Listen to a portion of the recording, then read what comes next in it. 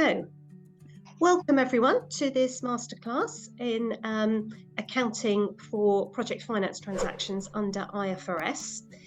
And there are a couple of standards we're going to look at.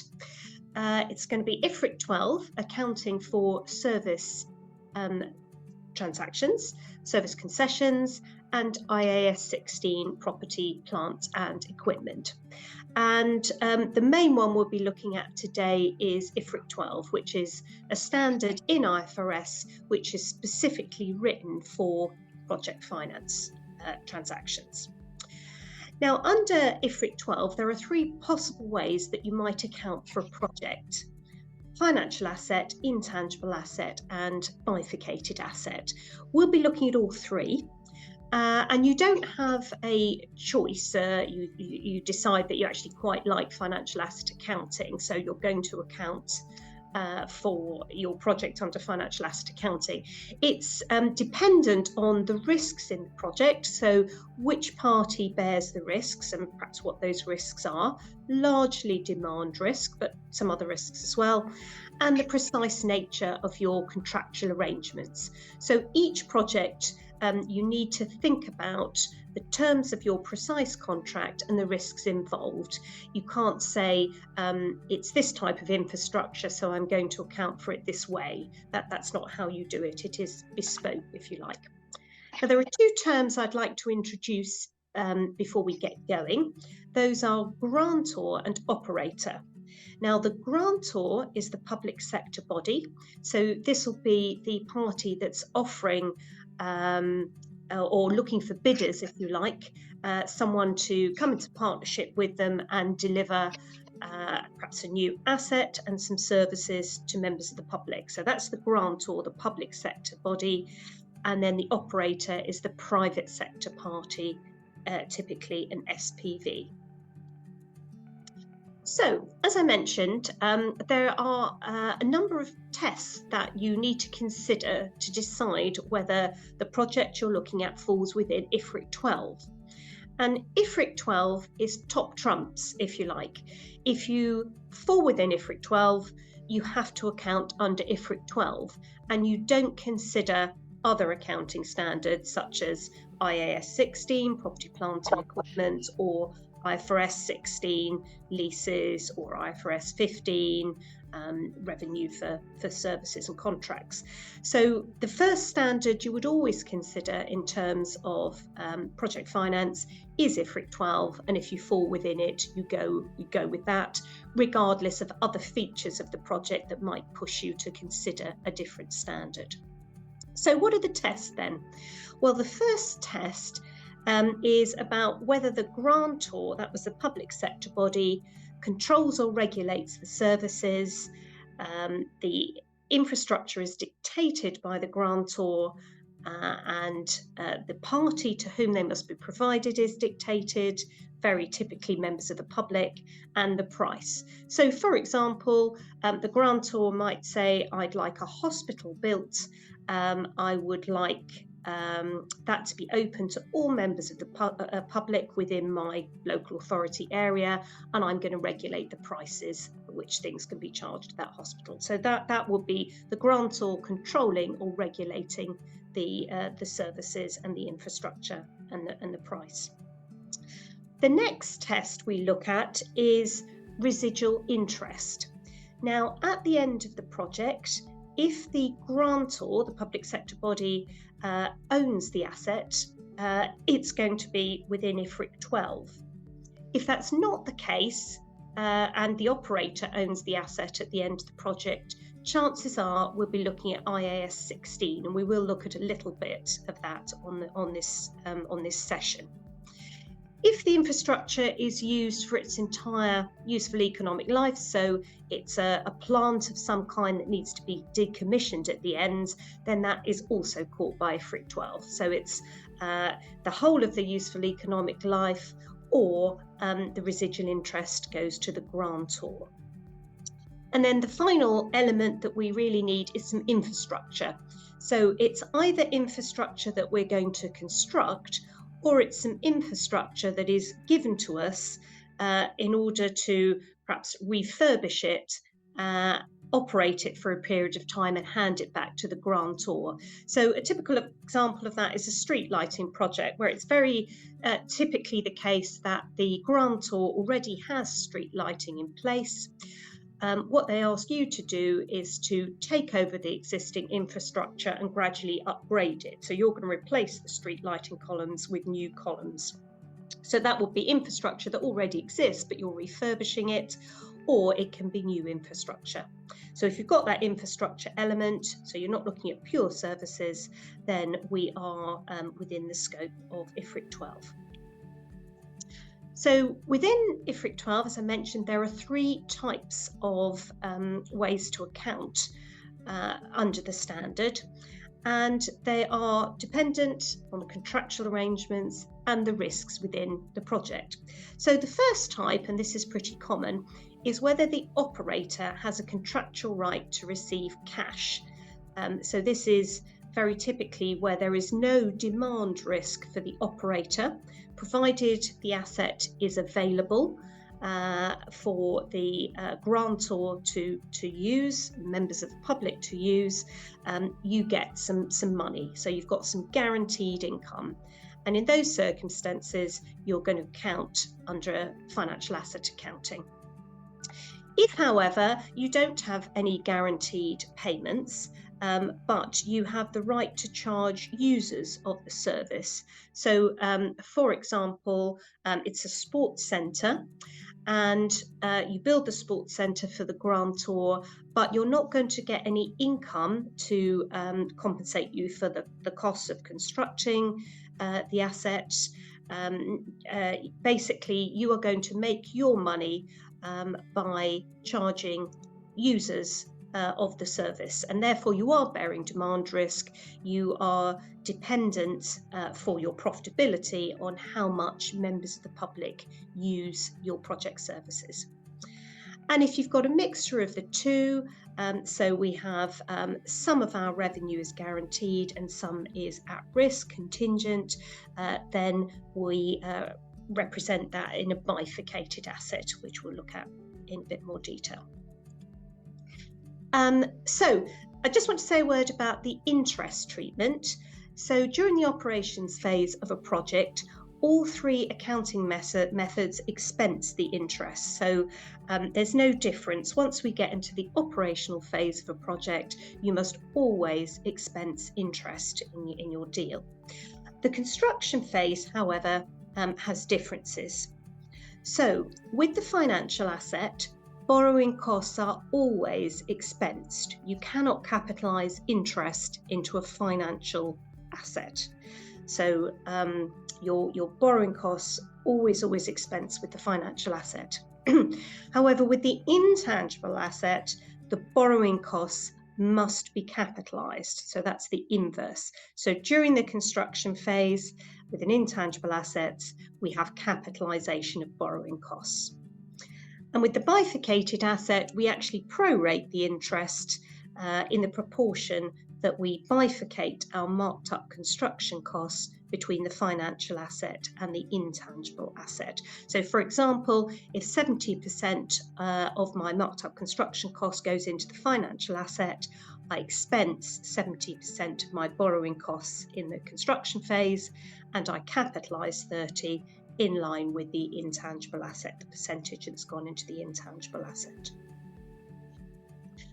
So just a word now about IFRS 9, in case you haven't come across this concept. This is the standard that talks about loan relationships of various times, and the way it impacts sort of project finance transactions is in 2 ways. One, we've got liabilities in terms of debt, so maybe a senior loan that you're taking out from a third-party lender. And the other way is the finance receivable we'll see when we look in more detail at the financial asset accounting. So what the effective rate, interest rate is the rate that discounts all our cash payments over the life of the instrument, so the debt, say, to zero. So how we calculate that is we put a corkscrew together and we plot in that corkscrew all the cash drawdowns, all the cash repayments, the interest, all fees associated with that debt, so arrangement fees, commitment fees, agency fees, and any kind of fee related to the debt. And we then calculate the rate that, say, discounts that to zero. And what we're then going to do in our corkscrew is we're going to use that effective interest rate each period to calculate the effective interest rate charge, which goes to our income statement, and the effective interest rate charge itself will be added to the debt balance in that corkscrew. So that's going to increase our debt balance there. Obviously must unwind to zero or we have not calculated the rate correctly. And the bottom line on that corkscrew is the amortized cost basis, and that's what you would see in your statement of financial position. So it's that corkscrew with all the cash flows, put them all in, calculate the rate that discounts everything to zero, and then that gives you your rate at which you're going to calculate the effective interest rate charge and your amortized cost basis. And when we look at the finance receivable for the financial asset, it's exactly the same. That's just with a debtor rather than a liability. So what we're going to do with that, again, we have a corkscrew, we plot the cash receipts we're going to get, we put in our marked up cost, and we calculate the rate of interest that discounts that to zero. That's my finance income, and I'm going to add that to my finance receivable. So we'll see that when we come to the financial statements. So a word now about fixed asset accounting. So you might have a project which is perhaps a power plant where you're offered a contract to by a grantor, if you like, who is perhaps going to take some power from you at a certain price for a number of years. And you look at that contract and you think, oh, that's actually quite a good deal. So what I'm going to do is I'm going to build a power plant in order to service that contract because it's quite a good deal. I think I could make money out of it. But at the end of the project, you still own it. So the residual interest stays with you. And during the life of the project, you might want to also contract with some other third parties. You might be able to sell more to the party with whom you're already contracted. And at the end of the time, because it's your asset, you can sell it, you can renegotiate a new contract with the same party or different parties. So that's where you actually build an asset which you then keep. And in that case, we're looking at fixed asset accounting, and we're going to capitalise our construction costs on our statement of financial position, and then when operations start, we depreciate the asset straight line over its useful economic life. So if you've got a power plant of some kind, you might have IAS16. If at the end of the project the power plant is owned by the grantor, then we'll be looking at IFRIC 12.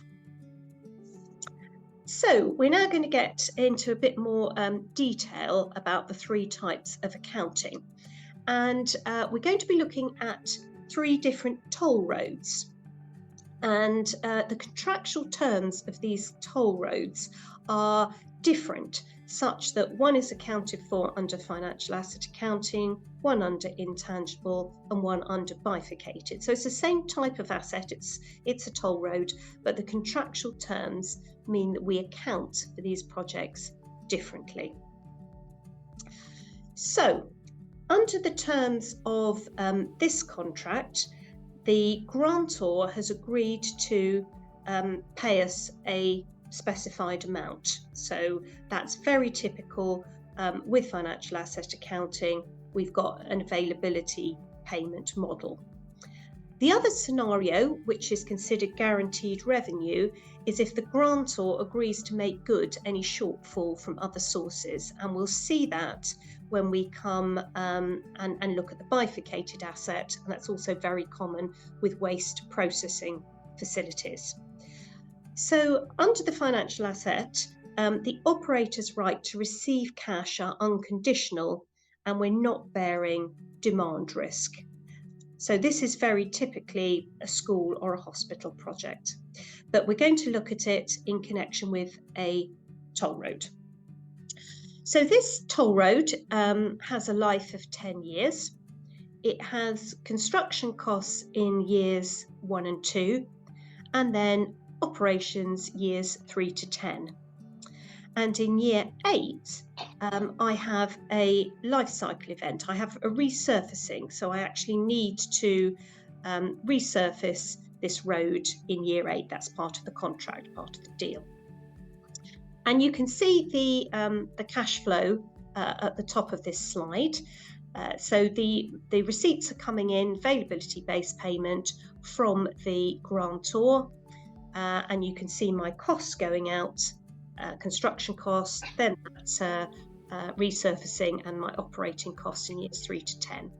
And the interest I pay on the loan that I've taken out in order to fund my construction costs is in the bottom there of the cash flow, and also in the income statement, because as we know, with the financial asset accounting, we expense the interest as incurred throughout. So let's get into the detail of the accounting. Now, what we're conceptually saying here is that we have, if you like, a long-term service contract, and we consider all the different service lines we are providing to the grantor. So in this instance, I've got construction costs, I've got operating costs, and I've got a resurfacing cost.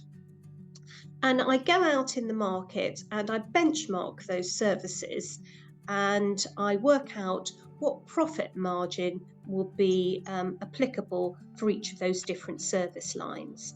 Now, in this example, we've decided that construction costs, the typical service markup for that will be 5%.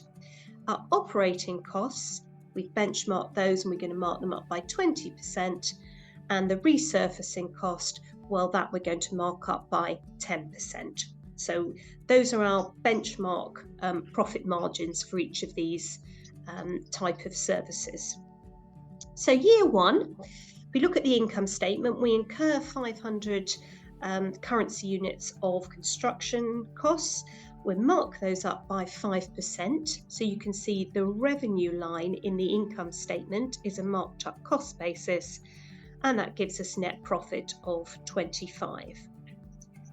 Now, in an ideal world, we would invoice the grantor for the work we have done to date, and we would get paid. But that's not how this contract works. The grantor is going to pay us an availability payment in the profile you can see in the receipts column. That's what they've agreed to pay us.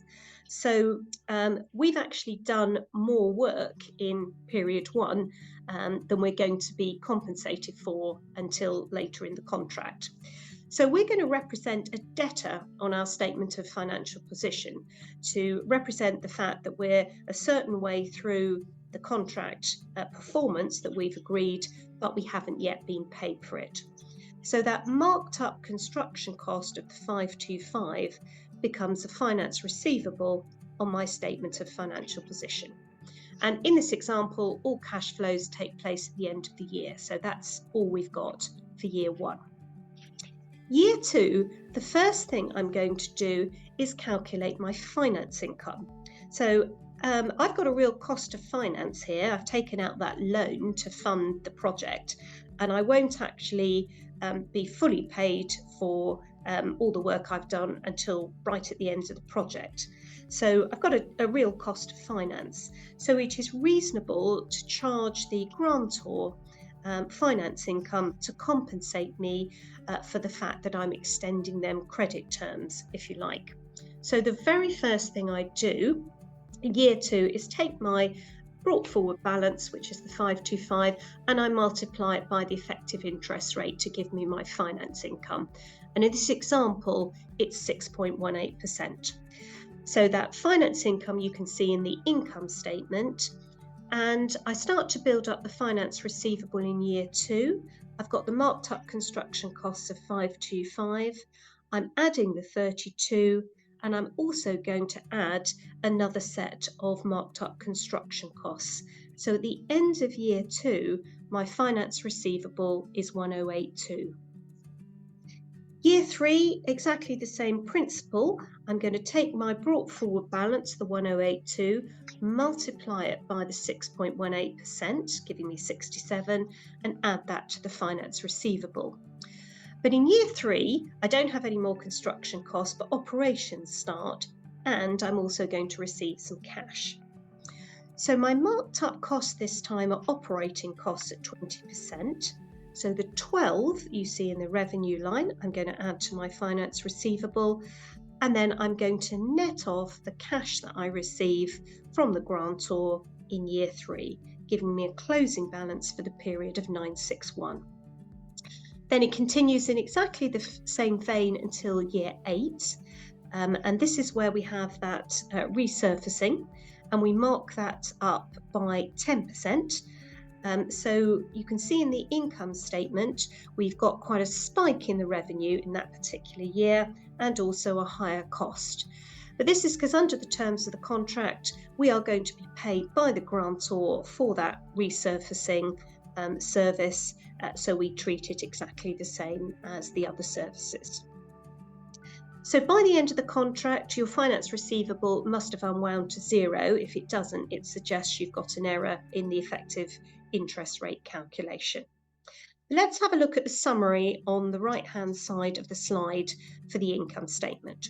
So the revenue line is 1256, and you'll notice that's less than the cash receipts, because what we've got here is a marked up cost basis. It's a percentage of completion of the long-term contract, if you like, that we recognise as we complete those services as we go through. So that is entirely marked up cost. No cash goes near that revenue line in the income statement. Then we have the operating costs. So we've looked at those. And we have the finance income, which is because we're extending credit terms to the authority. We don't get paid as we perform the contract. We get paid on a set basis, the agreed availability payments. And then we've got our finance costs at the bottom. And you can see in this particular example that the finance income very broadly compensates us for the finance costs we've got in this particular example. So then we look at the net profit line, and you'll notice that in the construction period, the profit is relatively high. Then we have no profit at all, and then we pick up profit in year 6, and we've got that spike in year 8 because of the extra services we're providing there. Net profit at the end of the project is 78 currency units, and that's represented by 78 currency units of cash. Now, the profit profile, in some jurisdictions, that will be what you pay tax on. So you may well be paying tax in the construction phase, even though you don't have any revenue coming in till the operational phase. Depends on your jurisdiction. And also, that net profit profile might mean that you pay some dividends early on because you've got a lot of profit, though you may not because you don't have the cash, or certainly not from this. But other than that, everything is fairly back-ended. So the construction phase, quite chunky profit, then nothing, and then a back-ended profit, but much more gradual. So that, in essence, is the financial asset. So we're now going to consider a different toll road. And in this one, the payment is not guaranteed. So you're dependent on members of the public using your facility. And this could be a toll road, an airport, a sports centre. That could be like this, where you are dependent on members of the public coming in and using your sports centre facilities to make money. But you look at the deal and you think, okay, I'm going to build this infrastructure. At the end of the project, it's going to be owned by the grantor, so it's not mine to keep. But I think I can make money selling my services, if you like, or exploiting the infrastructure during the operational phase of the project. So I'm going to do this. But you are bearing the demand risk, so you do have risk in this project. You don't have any guaranteed income. So this particular toll road, the cash flows are exactly the same as we saw with the financial asset example, but the receipts there are not from the grantor, they're tolls that we collect from members of the public in years 3 to 10. So those are cash toll receipts, so we recognise those as we receive them. Construction costs are the same. Those are going to be marked up by 5% because we've benchmarked that again in the market, and that's our profit margin. And we have the same costs, life cycle and operations, and obviously the interest on our loan. So the first year looks similar to what we've seen earlier. So we have the construction costs marked up by 5%, giving us a profit of 25. But we're not guaranteed any money from anybody for this deal, so we don't recognise a finance receivable on our statement of financial position. We're going to recognise an intangible asset, and we recognise that at our marked up construction costs. So that's year 1. Year 2, cash flows take place at the end of every year. We start paying interest on our debt, but you'll notice we don't expense that. With intangible asset, there's no expensing of borrowing costs in the construction phase, we capitalise. And there's no finance income. The finance income we saw before was a feature of the fact that we had a debtor on our statement of financial position, and we were effectively being compensated by the grantor for extending credit terms. Well, that doesn't exist here. We have no guaranteed income. So year 2, we have another 500 of construction costs, which we're going to mark up by 5%. So my intangible asset at the end of year 2 is the brought forward from year 1, my capitalised construction costs of the 34, and my second set of marked up costs, leaving me 1084 at the end of the year. Now that is the fair value of the construction costs that I have incurred. And effectively what I'm now going to do is exchange the fair value of the construction costs, which is valued at 1084, for the right to collect tolls from members of the public for years 3 to 10. So I am now going to have a right for 8 years to exploit that asset, and at the end of this project the asset goes to the grantor. Now that right is quite valuable in year 3 because I've got 8 years to exploit it, but by the time we get to year 9 it's not particularly valuable because I haven't got much time left to exploit it. So we're actually going to write off the value of the intangible asset straight line over the operational period, and you can see that in the income statement at the 4th line down. In the operational phase, we always expense our borrowing costs, and you can see that in the income statement as well. Now, there's no, if we look at the revenue line in the income statement, there is no marked up cost basis beyond the construction phase. So that's purely a construction phase thing. The revenue line is much higher in the income statement because I'm recognising the cash tolls in years 3 to 10 that I collect from members of the public. So you'll notice the revenue line on the right hand side is considerably higher than the revenue line in the financial asset accounting we saw. But we've got other costs to take out of that. So we've got the amortization, which we didn't have with the financial asset accounting, and the treatment of the resurfacing expense is different. So with the financial asset, we're going to get revenue in from the grantor to pay for the compensators for the resurfacing. But we don't have that here. We have an obligation in year 8 to resurface, but we don't have any revenue coming in to do that from a guaranteed source. So we need to make enough profit to cover that obligation we've got in year 8 by collecting tolls from the public. So because it's a known obligation, what we need to do is build up a provision for it on the statement of financial position. And you can see at the bottom of the slide there, we have a provision for life cycle. So we're going to build up that provision over years 3 to 8, which is when we're actually going to use that provision. And we do that broadly, you do it on a reasonable basis. In this example, it's done in proportion with the number of cars we think are going to go through in each year, and we also discount it.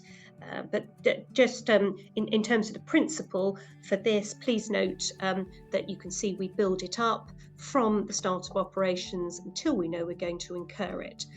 And then in year 8, we actually incur that cost. You can see it going out of the cash flow. And we are going to credit cash, and we're going to debit the provision that we built up to 100 in year 8. So at the end of year 8, it's been extinguished. So that's how we deal with the life cycle. That's because we've got an obligation to account for that resurfacing expenditure, but no guaranteed revenue to cover it. So looking at the right-hand side of the income statement, key points to note. Line 1 is quite a bit higher. We've got marked up construction costs in the construction phase and then cash. Operating costs are the same. We've got that resurfacing expense, building up the provision, so that's different. And we've got the amortization, which is writing off that asset right to collect tolls for 8 years.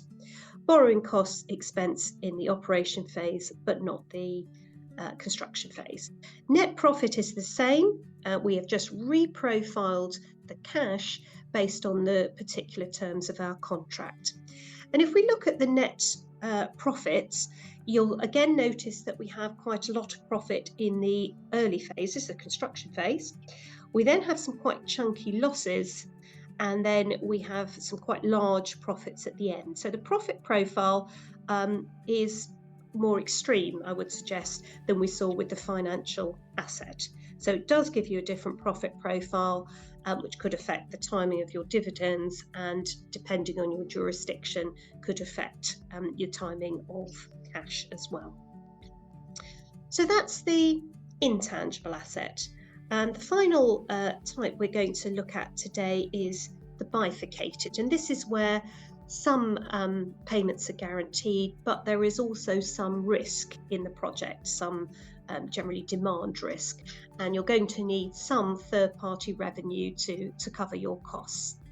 And this is actually quite common in waste processing facilities. I see quite a few waste processing facilities, and these are usually bifurcated asset. So I might speak a little bit about that at the end when after we've looked at our toll road. So we have another toll road. It is 10 years again, and the terms of this one are that we are going to collect revenue from users of the toll road. That's similar to the intangible asset. But what we have now is a guarantee from the grantor to cover some of our marked up construction costs. So we've got a guaranteed amount of revenue if there's a shortfall in what we collect from members of the public. So when we first looked at financial asset accounting, there were two types. One was the availability-based payment, just guaranteed cash covering everything. And this one is the financial asset. It is where there's a guarantee to compensate you if there's a shortfall. So it's that type of financial asset.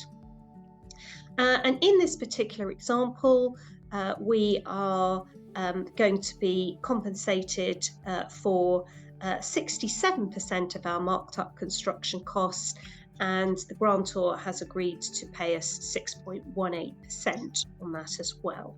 So that's the terms of this contract. So we're collecting revenues, but we have some guaranteed income in case we don't get the tolls that we're anticipating.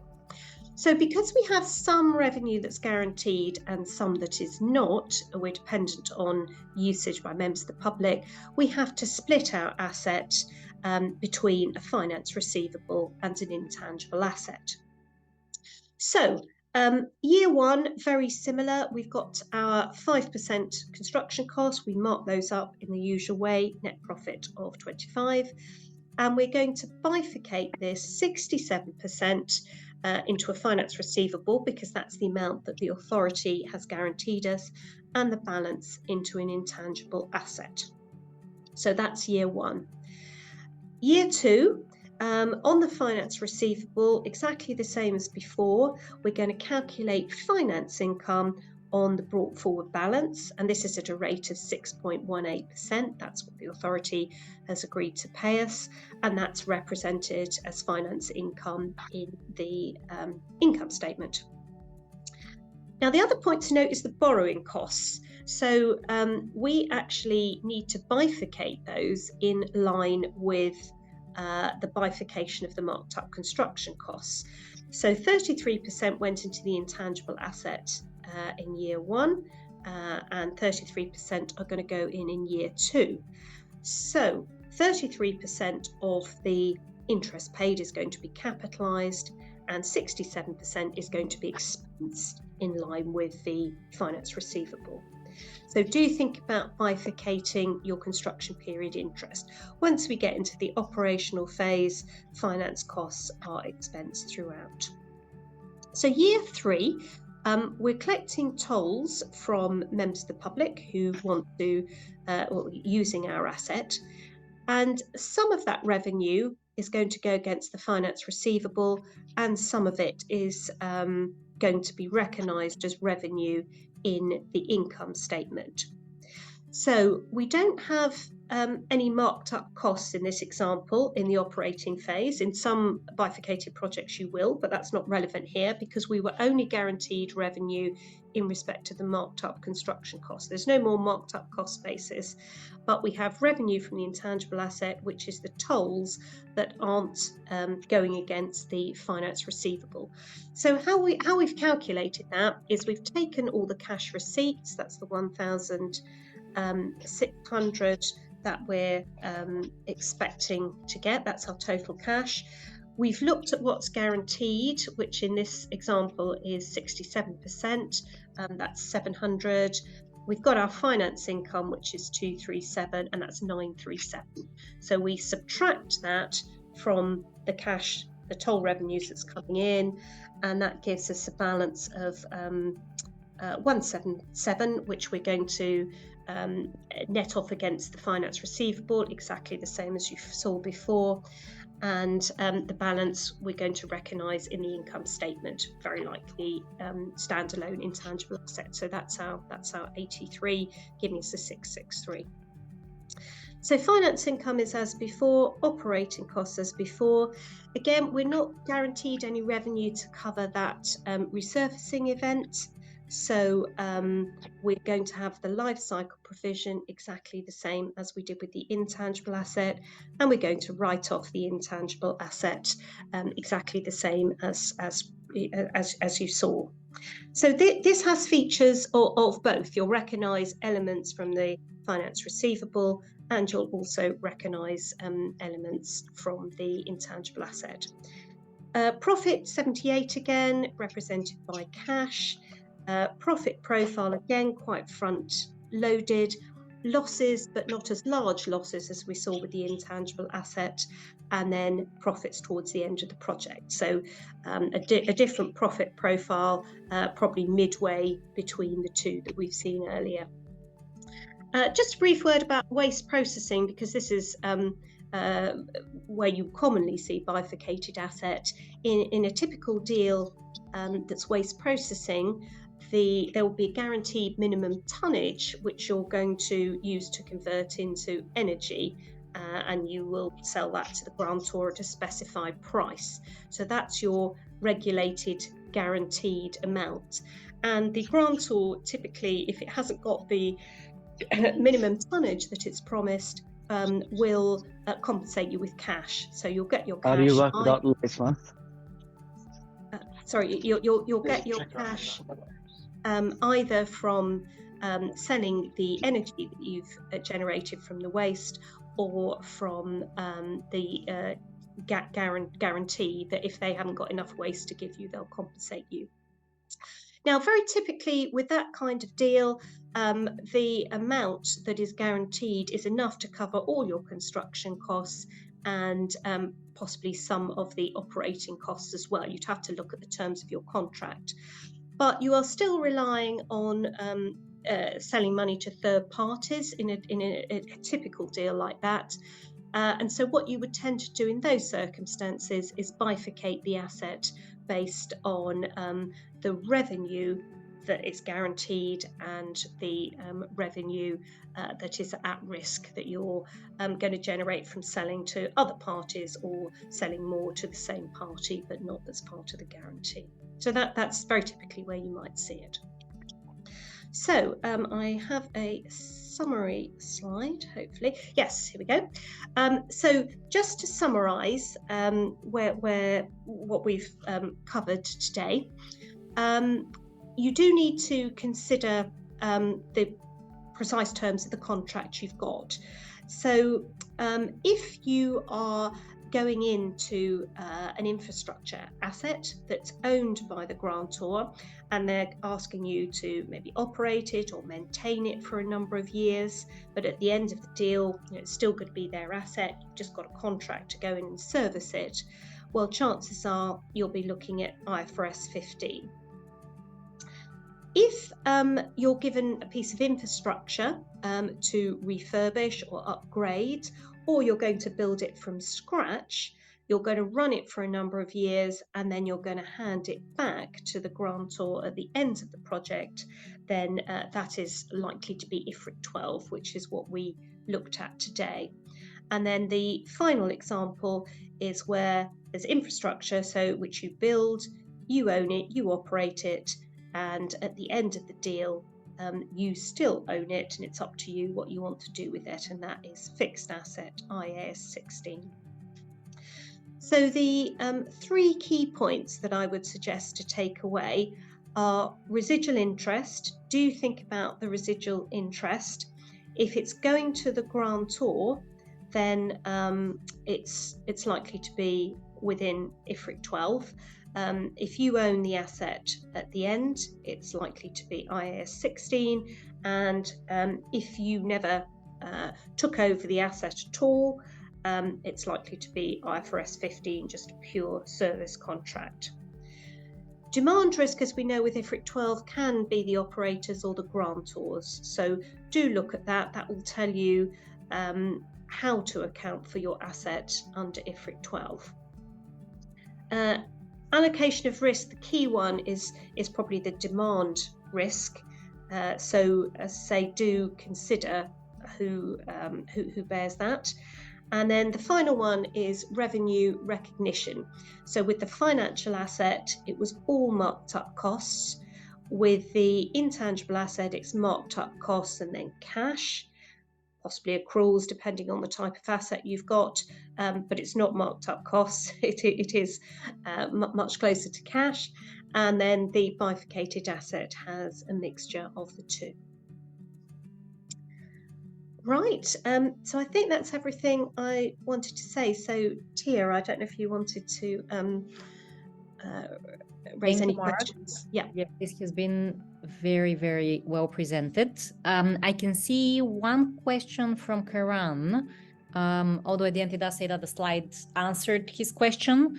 Okay. But just let me read out loud for everybody. In any project where an operator is selected based on lowest bid, will this be under IFRIC 12?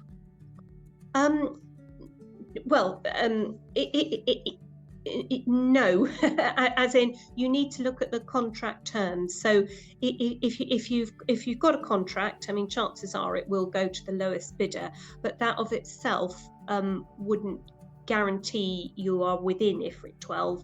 You'd need to actually look at the terms of the contract and go through that flow chart we looked at early on, which had the tests about who regulates and controls the infrastructure, the residual value, all those tests, and see if it's within IFRIC 12.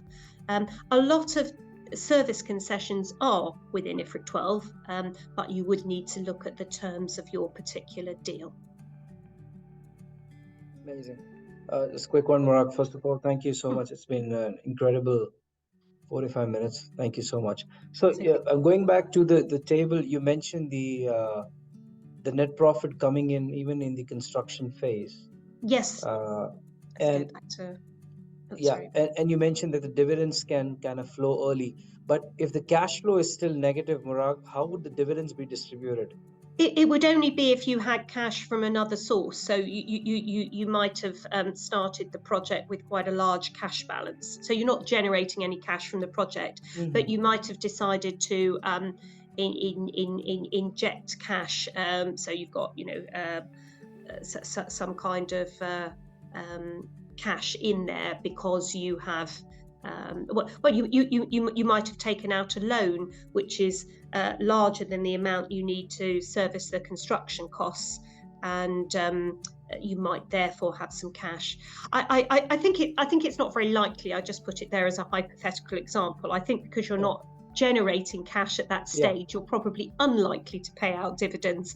But perhaps where I do see it sometimes is if you've got a group of companies and you've got a finance director who is consolidating a lot of projects, then this is quite attractive, the fact you've got quite a high markup in the construction phase, because that gives them a lot of consolidated profit out of which they can pay dividends to shareholders. But the cash won't be coming from this project, it'll be coming from somewhere else in the group. So finance directors like this because it means on a consolidated basis they've got high profit in the early stages. If you're looking at tax, if you've got a different hat on, and in your jurisdiction tax follows accounting, you don't like it because you're paying tax on profit, which is not in this instance backed up by cash. The cash is going to lag. So it depends on your perspective. But I think on a standalone project basis, yes, you wouldn't really be paying out dividends, but you do tend to see it more at a consolidated level. Got it. No, that's helpful. And I can sense, because does this IFRIC 12 lands us into how does the tax and financial books, does it lands us into the mess of DTLs and DTA because of all this? How do tax authorities see this? What's the room? What's the fishiness that they sense in these? Because I can play around with the classification as you mentioned, and there's a clear bit of back-ended and front ending of cost going on, which can have an impact on taxes. So how does this really lands us into those DTLs, DTA, and tax authorities looking at us from other viewpoints? I hope my question is clear. Sorry. Yeah. So in some jurisdictions, the UK is one, tax generally follows the accounting, so you would be paying tax on what you're seeing here. In general, there's some dispute about the bifurcated asset recently, which is being discussed, but in essence, you will be doing that. Other jurisdictions, that's not the case. You have to create a separate income statement or profit and loss for tax purposes, and that might be done on a cash basis. So in some jurisdictions, it wouldn't have a direct bearing. In other jurisdictions it does, but I don't think you have a completely free-form way of accounting in order to drive the tax, because your auditors will be looking at the same factors that we've just discussed today. So you can't decide that you quite like intangible asset for whatever reason, and actually the terms of your contract are a financial asset. So you wouldn't be able to do that, because that will be picked up by your auditors because you need to normally submit audited accounts when you submit your tax computation. So the two would need to align. So I guess it depends on your jurisdiction, how closely the accounting and the tax are going to mesh. In some they will, and in some they won't. And can I ask like one more last? Sorry, I'm stealing. No, it's fine. Question. And on the markups that you talked about, which I think we call them IFRS margins, is there a guideline, Morag, on this? Like, how do we know what margins to use, etc., depending on what kind of asset? Is there a guideline by IFRS on that? No, unfortunately not. What you're supposed to do is go out in the market and benchmark typical profit margins for the different service lines. So we've got three here, three different services with three different profit margins. No, I guess a lot of companies that bid for this have a bit of a feel for it if they've got a lot of projects on, and maybe they've got some companies in their group that are construction companies, so they would have a feel for what the profit margin is. But no, there's no guidelines. It should just be the fair value as you would expect to see in the market. That's all the guidance. How you actually do that is not dictated in the standard. So I think in practice what you are supposed to do is go out in the market and look at constructions projects and typical margin on that, and then look at life cycle or resurfacing and see what typically the sort of profit you'd expect to make on that. But yes, it doesn't give you any guidance on how to do that. But obviously there is some risk involved, so you would expect to have a profit margin on. The idea of having zero throughout your contract is not realistic. You're bearing some risk, because a lot of these are subcontractors, and you are bearing some risk as the SPV here. So there should be a profit margin in your contract. Got it. It's beyond the scope, but does US GAAP also allows us margin, or it's more strict? They say you keep it cost to cost. I mean, do they also allow us margin? I know IFRS is allowing. Sorry, I didn't catch the start of that. I'm saying, does the US GAAP also allows margin, Morag, or they are strict? They say keep it. The US. Yeah, sorry, the US GAAP. Oh right. Yeah. Sorry, I'm not a US GAAP specialist, so unfortunately I can't. I can't answer. Yeah, I don't think they have the equivalent of IFRIC 12, which is obviously IFRS and is used widely internationally, but not in the US unless you're using IFRS. I wouldn't pretend to know how it will be counted for in the US under US GAAP. It's been a pleasure, Morag. Thank you so much for the answers. Thank you. Really a pleasure. Thank you. Thank you. I am not seeing other questions, but yes, if anybody wants to jump in, ask Morag anything about accounting in project finance, now is a good opportunity to do so.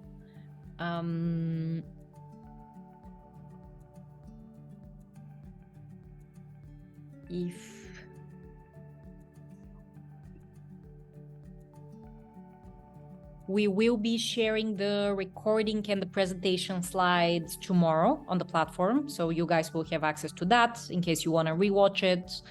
And then, of course, you are welcome to answer questions under the recording too, in case anything comes up afterwards, and I will make sure that these are forwarded onto Morag. I don't know, Morag, if there was anything else that you wanted to add. But questions-wise, I think that Karen has done it for everybody. Okay, yeah, that's great. No, that's it from me. Thank you all for listening, and hopefully some of that was of value to you. Amazing. It was amazing, Morag. You guys have a good evening. Thank you so much. Thank you. Thanks, guys. Thank you. Nice evening. Bye-bye.